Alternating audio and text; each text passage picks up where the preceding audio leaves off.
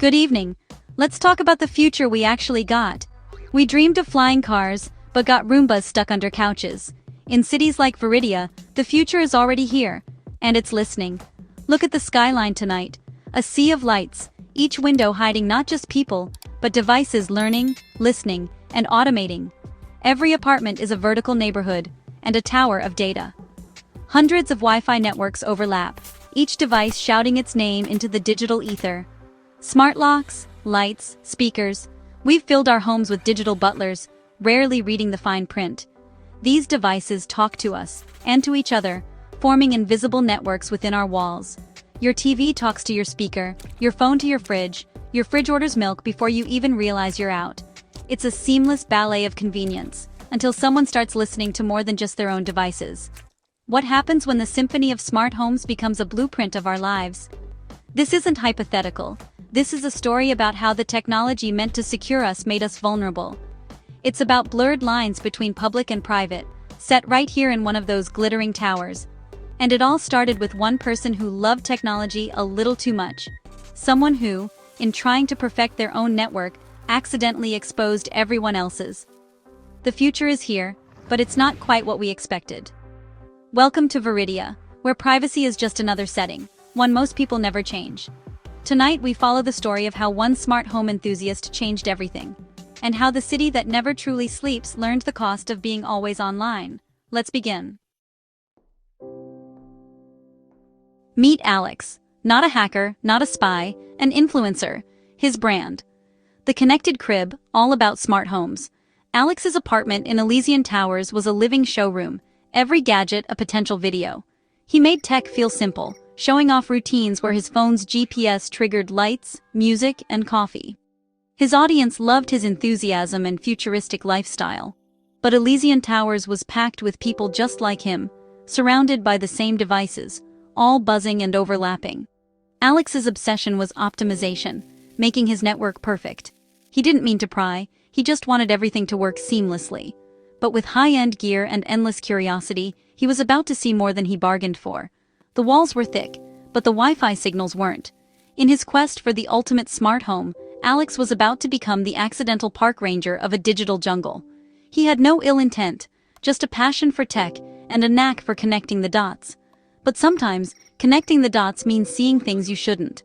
And sometimes, sharing what you see can change everything. Alex was about to learn that the line between innovation and intrusion is thinner than he thought. And so were his neighbors. It started innocently. Alex, troubleshooting his overloaded network, fired up analysis software. He expected to see his own devices, but saw everything: neighbors' devices, network names, device IDs. Most data was encrypted, but the patterns were visible. He could see when devices connected, disconnected, and what kind they were. It was like watching digital shadows move through the building. He noticed routines: Mark's Fitbit and coffee at dawn, the TV in 14C every night, the smart lock in 11A at 6:15 p.m. Alex became obsessed, not with spying, but with understanding the invisible world of data. He saw it as a story, the ultimate connected world. He decided to share this with his audience, mapping the digital ghost in the machine. He never stopped to ask if he should. To him, it was fascinating, not dangerous. But the line between curiosity and invasion was already crossed. The data was beautiful, until it wasn't. Alex was about to turn his discovery into content. And content, as he'd soon learn, has consequences. The ghost in the machine was about to become very real. And so was the fallout. Alex's project took off. He upgraded his gear, listening to the public broadcasts devices send out. It was like overhearing 100 conversations in a crowded lobby. He cross-referenced digital signals with real-world events: a delivery, a lock opening, a Roomba starting. He built a spreadsheet: apartment, device, time, turning routines into data points. It started as a game, but soon he could predict neighbors' habits: who worked from home, who ordered takeout, who argued late at night. He anonymized the data for his new video series, The Secret Life of Smart Buildings. Apartments became the 9-to-5er, the binge watcher, the traveler. The first episode was a hit. Viewers loved the peek into the invisible rhythms of modern life. Alex was praised for his innovation. But the people living in that future had no idea they were the stars. The data was anonymized, but the patterns were real. And the more Alex shared, the more detailed the map became. He thought he was showing the world the future. He didn't realize he was also showing the world how to find its weak spots. The line between insight and exposure blurred, and the consequences were about to get personal. The secret life of smart buildings was a sensation. But for some, it was an instruction manual, and Alex had just handed them the keys. The series went viral. Alex, now a digital David Attenborough, narrated the habits of his building. In one episode, he highlighted The Traveler, an apartment clearly empty for days. He showed dormant locks, silent lights, and an away mode thermostat.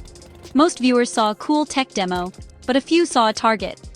Alex had unwittingly broadcast that a specific apartment was empty. He'd given enough clues, floor, view, smart lock brand, for someone to find it.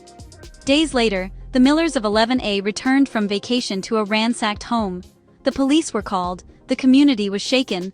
The Millers hadn't told anyone they were away, but their smart home had, and Alex had amplified it. The break-in was no longer a statistic. It was a direct result of Alex's content, and the fallout was just beginning. News of the break-in spread fast. Fear and suspicion gripped Elysian Towers. Residents connected the dots. Alex's videos had revealed their routines.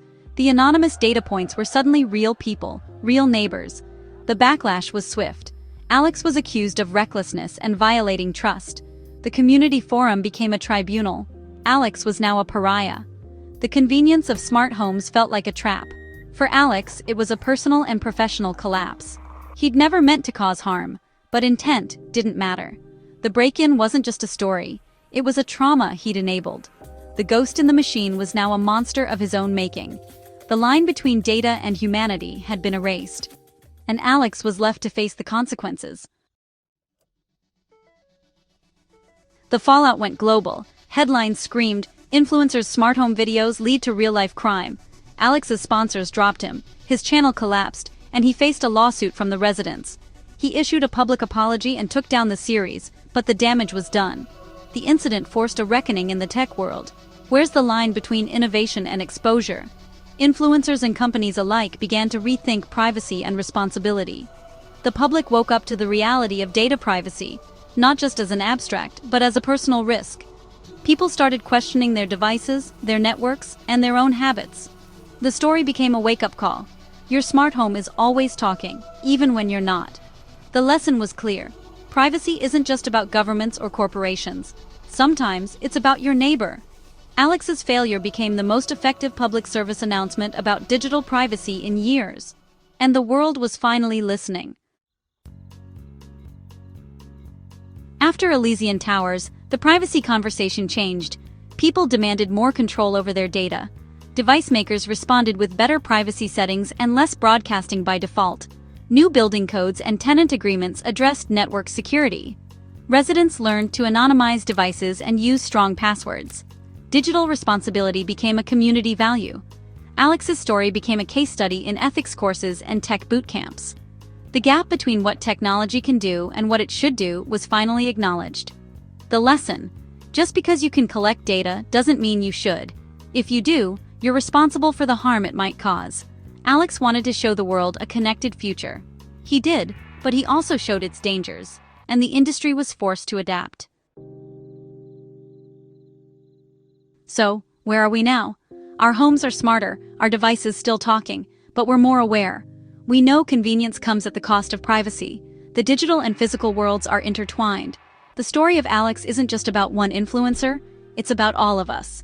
We're all curators of our own data, responsible for what we share. We must demand transparency, advocate for privacy, and educate ourselves. The ghost in the machine is still here, living in our routers and locks. The challenge is to make sure it works for us, not against us. Our smart homes must be protected, not just connected. Because a home, no matter how smart, is worthless if it isn't safe. The future is here. Let's make sure it's one we can trust. Good night.